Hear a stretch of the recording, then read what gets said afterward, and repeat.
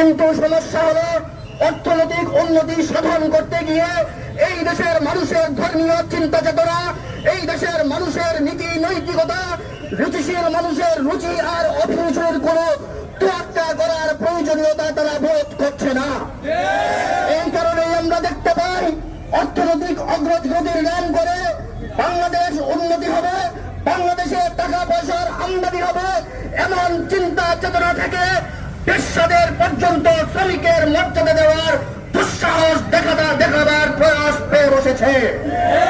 মোট কথা, আমরা আজকের সমাবেশ থেকে স্পষ্ট ঘোষণা করছি, বাংলাদেশের ক্ষমতার বর্তমানে থাকতে হলে এই দেশের মানুষকে শাসন করতে হবে, এই দেশের মানুষের উন্নতি অগ্রগতির পাশাপাশি এই দেশের মানুষের ধর্মীয় মূল্যবোধের প্রতি শ্রদ্ধাশীল থাকতে হবে।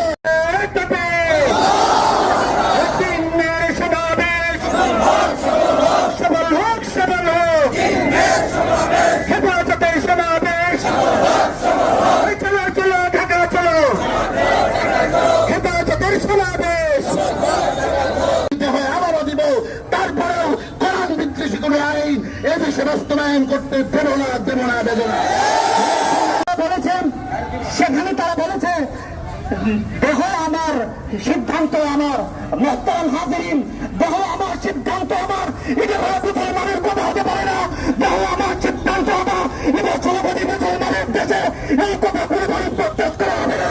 যতদিন পর্যন্ত হয়ে গেছে একটাই মুসলমান বেঁচে থাকবে, বাকি একটি দিনে এক সিদ্ধান্তকে বাস্তবায়ন হতে দেওয়া হবে না। অনেক চুরি ডাকাতির মামলা প্রত্যাহার করা হয়েছে, কিন্তু ওরা কেরালার বিরুদ্ধে হেফাজত নেতা কর্মীদের বিরুদ্ধে করা মিথ্যা মামলাগুলো এখনো পর্যন্ত প্রত্যাহার করা হয় নাই।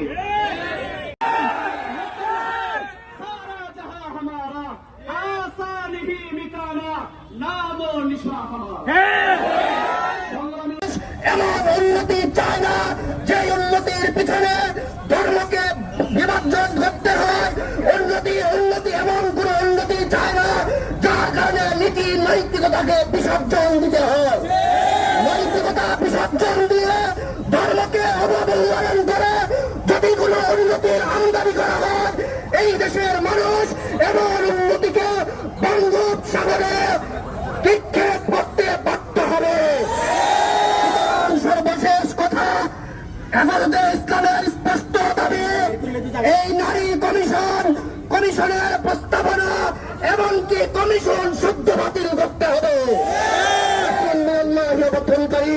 শেখুল হাদিস আল্লামা আব্দুল আহাদ হাফিজাহুল্লাহ, এর পূর্বে আমরা ঘোষণা দিতে চাই যে আজকে বড় মহানগর পরিষদের মিটিং হয়েছে, সামনেও মিটিং হবে, আপনাদেরকে নির্দেশনা দেওয়া হবে 2 থেকে 3 তারিখ আমরা সর্বোচ্চ উপস্থিতি নিয়ে এদেশে বৈরবের আপামর তৌহিদি জনতা, স্কুল কলেজ মাদ্রাসা, শ্রমিক মজুর রিক্সাওয়ালা থেকে নিয়ে সকল শ্রেণীপেশার মানুষদেরকে নিয়ে আমরা সরবর্তী উদ্যমের উদ্দেশ্যে আমরা সকাল ইনশাল্লাহ রওনা দেব।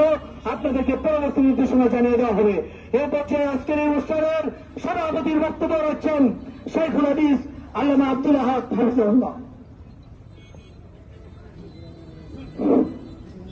আলহামদুলিল্লাহি রাব্বিল আলামিন, والصلاة والسلام على سيد المرسلين وعلى آله وأصحابه أجمعين.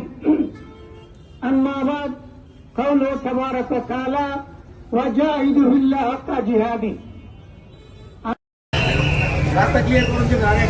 السلام عليكم ورحمة الله وبركاته.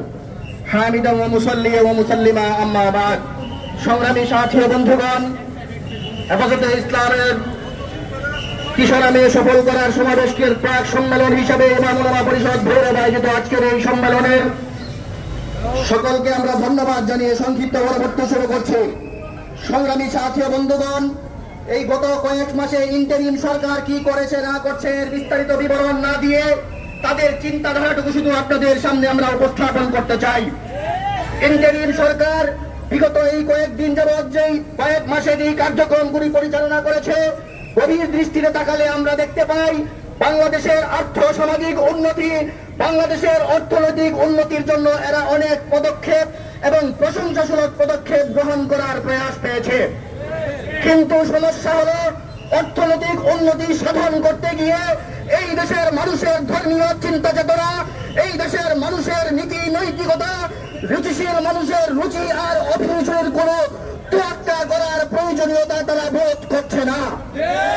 এই কারণেই আমরা দেখতে পাই অর্থনৈতিক অগ্রগতির নাম করে বাংলাদেশ উন্নতি হবে, বাংলাদেশে টাকা পয়সার আমদানি হবে, এমন চিন্তা চেতনা থেকে পেশাদের পর্যন্ত শ্রমিকের মর্যাদা দেওয়ার দুঃসাহস দেখাবার প্রয়াস পেয়ে বসেছে।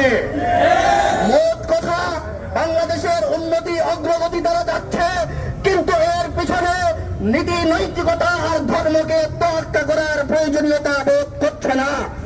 আমরা আজকের সমাবেশ থেকে স্পষ্ট ঘোষণা করছি, বাংলাদেশের সমতার বস্তুতে থাকতে হবে, এই দেশের মানুষকে শাসন করতে হবে, এই দেশের মানুষের উন্নতি অগ্রগতির পাশাপাশি এই দেশের মানুষের ধর্মীয় মূল্যবোধের প্রতি শ্রদ্ধাশীল থাকতে হবে।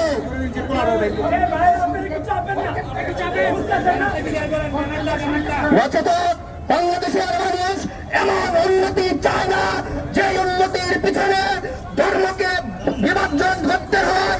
উন্নতি এমন কোন উন্নতি চায় না যার কারণে নীতি নৈতিকতাকে বিসর্জন দিতে হয়। নৈতিকতা বিসর্জন দিয়ে ধর্মকে অবমূল্যায়ন করে যদি কোন উন্নতির আমদানি করা হয়, এই দেশের মানুষ এমন উন্নতিকে বঙ্গোপসাগরে নিক্ষেপ করতে বাধ্য হবে। সর্বশেষ কথা, হেফাজতে ইসলামের স্পষ্ট দাবি, এই নারী কমিশনের প্রস্তাবনা এমনকি কমিশন শুদ্ধ বাতিল করতে হবে।